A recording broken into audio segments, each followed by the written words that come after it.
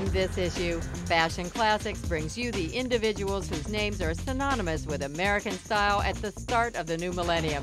The temperature rises at Ralph Lauren. Things have to be sexy. Calvin Klein's vision of spring is relaxed sophistication. I'm always thinking about modern women. Meet new designer Matt Nye. It's classics with an edge. Celebrate 30 years of Mackie magic. You know, you always want to entertain an audience. Tiffany Dubin ups the hip quotient at Sotheby's. And its sleek sensuality at Donna Karan.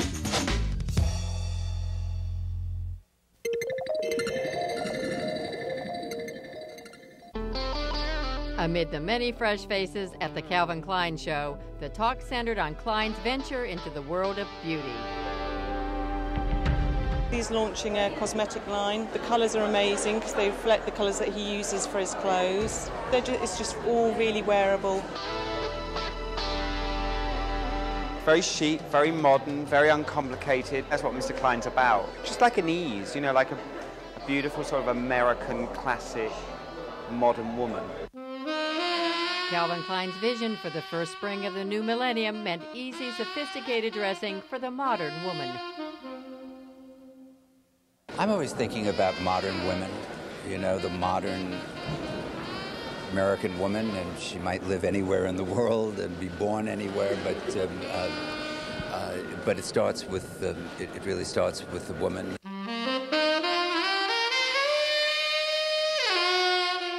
I don't want to make children's clothes for women. I'm trying to make grown-up clothes that are sexy and seductive, and I'm showing things that I think are new. Calvin was very sort of body skimming and body conscious, but also very polished and pretty and very sensual. It was a great mix.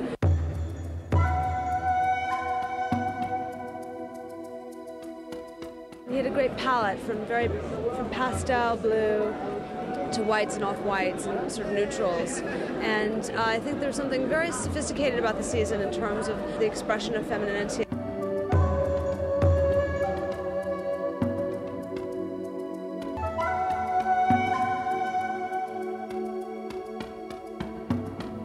Calvin Klein's impact on the fashion industry is in everything he touches. I think he has perfect taste.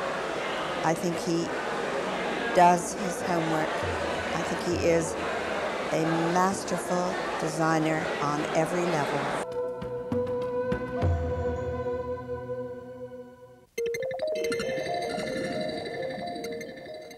I'm sort of known for, you know, evening clothes that turn heads and make you look really spectacular.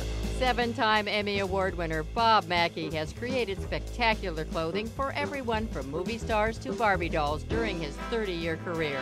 The Fashion Institute of Technology honored Mackie with a retrospective exhibition, Unmistakably Mackie. The event reaffirmed the mark he has made on American pop culture.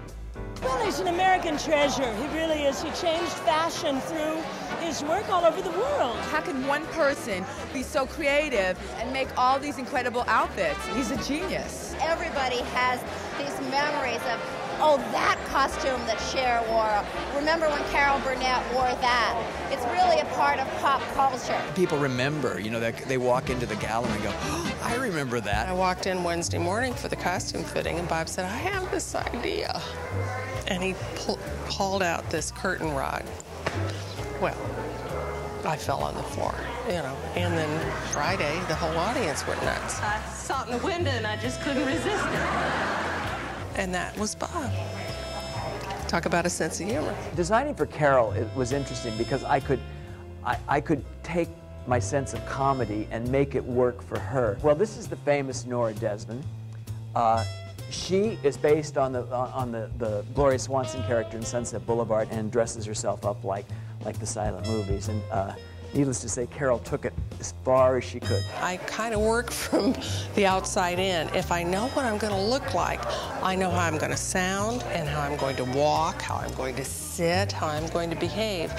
So the outfits totally help me do that, and that's Bob. Entertainer Mitzi Gaynor was one of the first to recognize the power of a Mackie wardrobe. My darling Mitzi, yeah, she's the first one to ever say, I'd like this kid to do my clothes. Mitzi loved color, she loved ruffles, she's a whole other kind of person from anybody else I designed. It's all about fantasy. You know, any theatrical costume is all about taking the viewer somewhere else and giving them a kind of a hint at what's going to happen when they walk out on stage. This is for Anne Margaret. This was in Las Vegas, late 70s, I'd say. There was a huge billboard on Sunset Boulevard on the strip of her in this dress. When I met Elton John, he dressed kind of wild, but he hadn't quite gone as far as he wanted to go in clothes. He said, would you do some clothes? And I said, what kind of things do you want? And he says, I want things like you do for Cher. And that's probably the first outfit that I ever did for Elton. It was on a Cher special. And he sang Lucy in the Sky with Diamonds.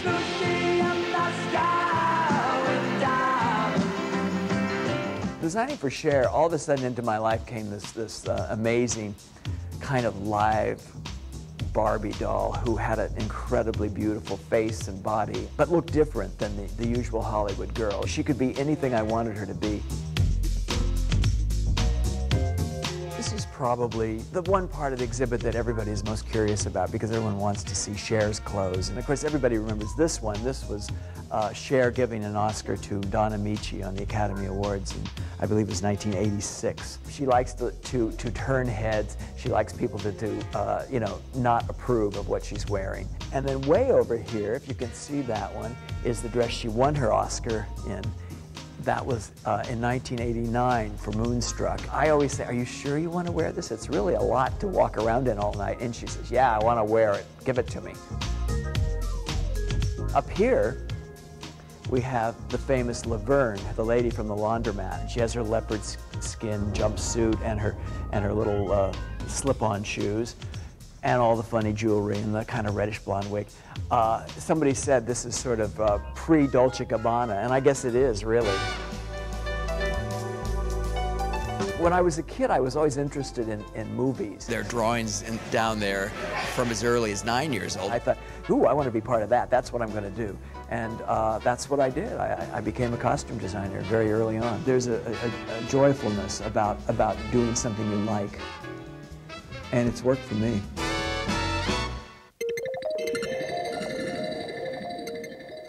The movement today, I think, is definitely, as it always is, prettiness. The brief that I got from Ralph actually was that he wanted girls who looked like they just got off the beach. Basically, it's a makeup that looks as if it's been on and we've taken it off, but in a very kind of sensual way. We're doing something very loose, kind of beach hairstyle. He always likes the girls just look at their best, you know, with their own style. It was a sultry take on summer at Ralph Lauren. From flirty ginghams to nautical knits and feminine evening wear, Lauren's collection embodied the best of a thoroughly wearable collection.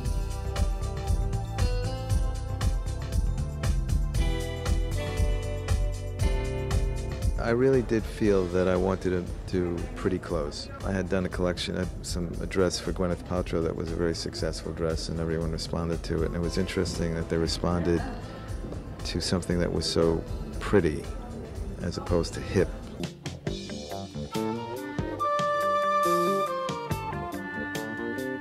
It was an inspiration to do pretty things, but at the same time, I really felt that the same woman today wants pretty things and wants sexy. The things have to be sexy. And so the contrast between ginghams and leathers was that they were both for the same woman. I think leather is always a sort of timeless but modern sensibility. The bikinis were done in leather instead of fabric, and there were polka dots, which I thought updated it, made it very sharp.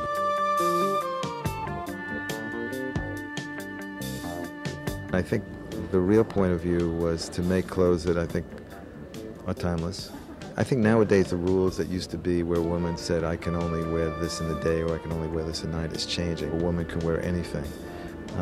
So whether it's ginghams for day, and I showed ginghams in the daytime and trousers, and then I put ginghams on in a gown, the same fabric works both times.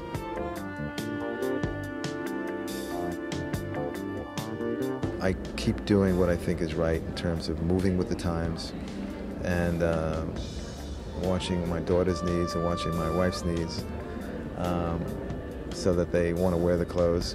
The designer that has a statement to make and is true to his cause, believes in what he's doing or what she's doing, and keeps growing and keeps developing. I try to do things that have a point of view.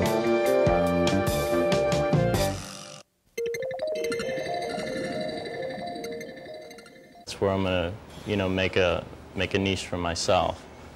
Somewhere like right up the middle between Calvin and Ralph. Having apprenticed with Calvin Klein and Ralph Lauren, Matt Nye is ready to leave his mark on American sportswear. With a CFDA award in hand, Nye is setting his sights on the future. Now that I've won the CFDA award, and I need to really set a tone. Who am I? Who is Matt Nye? What is it going to be about? Although the press has focused on his striking good looks and celebrity friends, Matt has concentrated on designing. There's a lot of curiosity about me for a lot of reasons. And so what's really important about this show in particular is let's get the focus on the clothes. Matt is really involved in American sportswear and keeping it very American, really good looking, and we thought what would give it kind of a contemporary feeling, and we started to speak about all these great old Warhol movies. Well, it was also just a very heady time, as well as rock and roll, and the people that influence my life daily now, and that I'm very in tune to that period. Although people look at me and think I'm too young to understand that period. Well, how young are you? It's a really classic, clean, English-tailored look. Let's take the shirt off because I think it's really nice to see this jacket as a suit the way Matt thought it looked best. A little reminiscent of that, Bianca Jagger when they got married in Saint-Tropez. It's just very kind of underplayed, but something that you can wear. I mean, I always wore something that's underplayed, so, it's just right up my alley, My clothes are really simple, and what they're really about is for a woman or an individual who has an identity, and who knows how to work with clothes and wear them. It's really derivative of the menswear line. So all these silhouettes are done for men, and then what I do is I reinterpret them for women. And then to show how this game kind of continues back and forth. The jacket is an old rifling jacket. It's an old marksman's coat, so that's why you have the pads here and here. We're working with the hook and eyes. So Bianca has this one over here, which we can easily close up like this. And we have the same sweater, or the same idea going on over here where we can close it up like this, and I think it's still rather sexy, exposing it here on the shoulder and down the front, or we can open it up here, or you can really go for broke. This is a really papery laminated cotton, so it's very interesting, and it reads very like an old Mickey Spillane sort of reporter's coat. It's just a continual refinement of doing really great items and pieces that can come together or can work within somebody else's wardrobe of an existing wardrobe.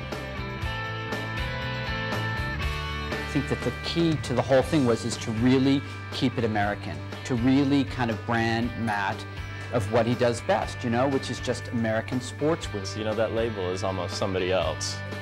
Sometimes I look at it and I don't really see it as me, it's somebody else. I'm a pretty simple guy, pretty simple person, pretty simple background. Paul and I always laugh about how I just, fell off the potato truck or whatever. Turnip truck.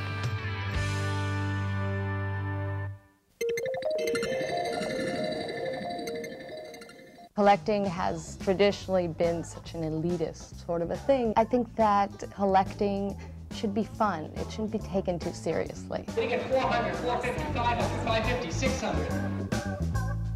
In the stuffy world of auction houses, Tiffany Dubin is the siren in red dress in a sea of tweeds. In the years she created the Sotheby's fashion department, she turned her hip hobby into a bankable addition at Sotheby's. After my first sale, I realized my audience was not the traditional Sotheby client. It was more your hip downtown person. People are buying fashion, are buying photography, are buying things that are more familiar than 18th century furniture. A Gucci moment. Saint Laurent, 70s, really hot right now. See this? How cute. This one is amazing. When I started doing these sales, people would call up, they'd hear about it, and be like, oh, how do I get a ticket? How do I get to the auction? I thought there should be some sort of entertainment. People needed to have a drink. They needed to be able to walk around. It needed to be sort of a happening. Her events have become happenings, many of which have been titled with whimsy. Nothing to Wear, Pulp Fashion, Paris à la Mode, and her latest is simply called Cocktail. Fair warning at 1400. We sell anything fashion related. And of course, anything cocktail. It's not just cocktail dresses, it's cocktail rings, it's cocktail shakers, it's cocktail bags. Dubin's love of clothing is evident in her personal wardrobe, which ranges from flea market finds to haute couture. Vintage clothes are incredibly well constructed and are really flattering and comfortable to wear. This was the first vintage dress I ever bought. I love it. It's sort of a bad Catholic school dress. I wore it for years. This is a designer, Irene Galitzine. She was an Italian designer that was really big in the 50s. She did a lot of fabulous evening wear, lots of flapper type things. This designer is one of my favorites. This is a Marie-Thérèse cocktail dress. And Marie-Thérèse was the couturier in Nice for the women that didn't want to go all the way to Paris for their fittings. This is an Adrian suit. I call this the sort of Joan Crawford suit. Adrian was a big designer in Hollywood in the 30s and really sort of epitomized the big shoulders, the narrow waist. This is the ultimate sort of courage, mid-60s A-line coat. I'm a great consumer. I love drugstore shopping, magazine shopping, food shopping, anything. And I never thought I could actually make that into a career.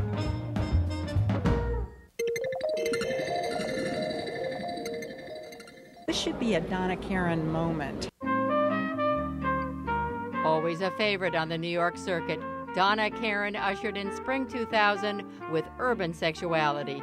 Sleek knits were cut asymmetrically, and paper chiffons gathered and floated to form the lightest of evening wear.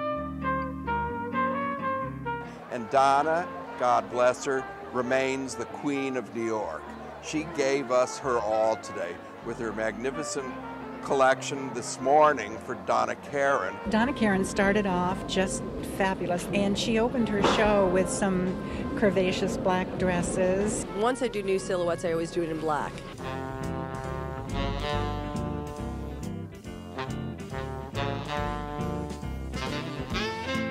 So I showed all the silhouettes in black, and then after that, going to the neutrals. The nudes at Donna Karan looked especially nude, too. In many ways, they're brighter than color.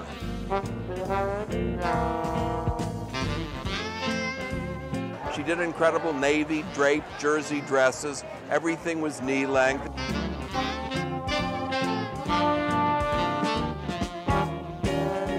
Donna Karan did these incredibly beautiful sort of handcrafted prints on evening dresses that looked almost like they were just textures of fabric layered over chiffon. Everything was knee length, everything was grown up, very sophisticated, mother and daughter. Or if daughter wants to be More mature, she wears Donna Karan, and Mother goes for the micro minis. Both great.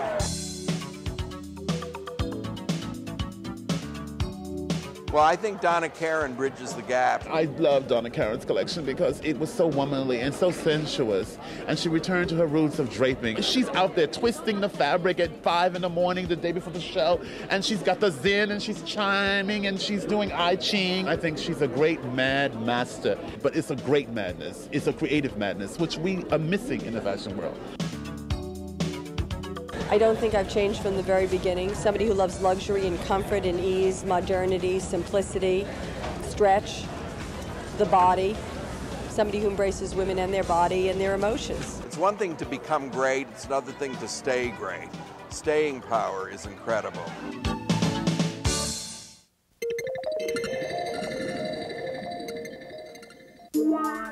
Pets.com and DIFA united forces to raise money for AIDS and animal welfare. With the help of some designer duds, it was an unusual night of canine couture. Fashion's gone to the dogs finally, so I'm here. It's a runway show for the pets. I'm here because it's an important cause. Somebody told me there was a dog fashion show charity event, and I don't go to a lot of charity events. I don't get out a lot, really. But for a dog show charity event, I had to be here. They couldn't keep me away. To get a lick from a dog, some people, I think it's the greatest thing in the world. It's like getting a kiss from a child. One of the things we love about this, it's not just about fashion, it's also about animals helping people. So the money goes to AIDS, but it also goes to animal welfare. And DIFA, which is the Design Industry Foundation Fighting AIDS, has done an incredible job getting some of the top designers to design utilitarian pet wear for the 21st century. I think that from what I've seen, many are a canine reflection of their style or in some cases their humor. I think it was really fun because it's I wanted to achieve a dog outfit that has the same look as the Catherine Malandrino looks. For the rock and roll attitude on the outfit, I want a little guy like with strong personality for this outfit. Fitting them is a little different from dealing with a human being, but it's a lot more fun because whimsy can be thrown in there, and they seem to enjoy the attention and having something special and fun to wear. What better shape to make clothes for? It is an adorable excuse to get a lot of dog lovers together. I think it's wonderful what DIFA does, and I know how much Petals gives all of us. I have to tell you that my dog has enhancement. It's like you can't possibly conceive how much your dog improves your life. I think the relationship between dog, animal, designer, AIDS, very, very common and very good.